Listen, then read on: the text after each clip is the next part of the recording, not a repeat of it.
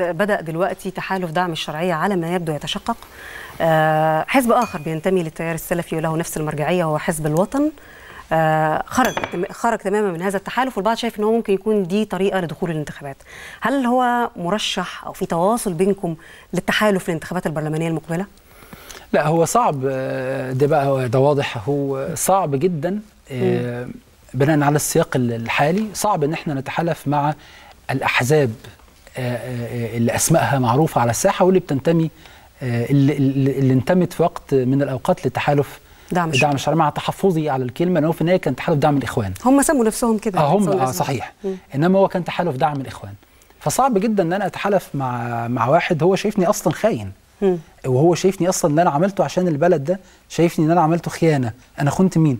طب مش خايفين من ناحيه تانية اذا هم نزلوا الانتخابات بعيدا عنكم ان هم يجتذبوا بعض الناس اللي في الشارع الاسلامي اللي ساخطين على ادائكم وشايفين ان انتم بعتم القضيه وبعتم الاخوان بحسب تعبيراتهم في الشارع في بعض الاوساط؟ يعني انا ازعم ان احنا مؤسسه عايزه المصلحه العامه. والله وطن اي حزب اخر عندك كوادر انت شايف ان هي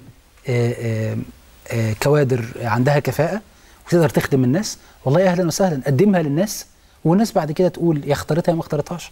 انا ما عنديش مشكله. انا كحزب نور ما بفكرش غير في نفسي، بفكر اقدم مين وافكر 1000 مره قبل ما اقدمه ثم هيعمل ايه بعد كده في البرلمان، انما غيري لا يعنيني ولا يشغلني.